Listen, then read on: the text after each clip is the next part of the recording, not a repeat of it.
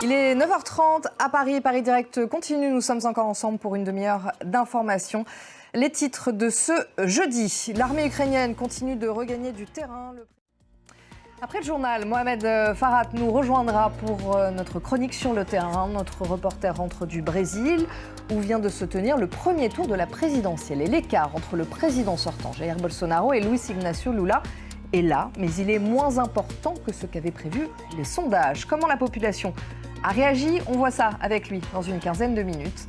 On parlera ensuite de l'actualité sportive dominée ce matin par du football et la Ligue des Champions. Lors de cette troisième journée de la phase de groupe, le PSG a concédé le nul contre Benfica. Résultat, un partout.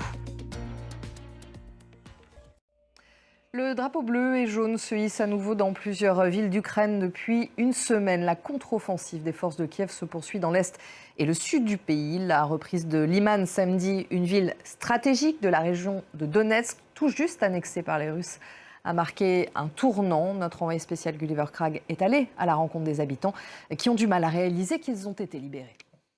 Et pour tenter d'enrayer cette série de revers, plus de 200 000 réservistes ont déjà été mobilisés depuis 2 semaines. Hier, Vladimir Poutine a tenté de rassurer et de faire taire les critiques. Écoutez le président russe. Le chef du Kremlin qui a signé hier un décret dans lequel il est écrit que la Russie s'est formellement approprié la centrale nucléaire de Zaporijjia. Le chef de l'AIEA, dont lui arrivé à Kiev aujourd'hui. Les précisions de notre envoyé spécial à Dnipro, Mélina Huette. Cette nouvelle provocation à présent de Pyongyang. Aujourd'hui, la Corée du Nord a procédé à 2 nouveaux tirs de missiles en direction de la mer du Japon. Mardi, c'est un missile intercontinental qui avait survolé le Japon.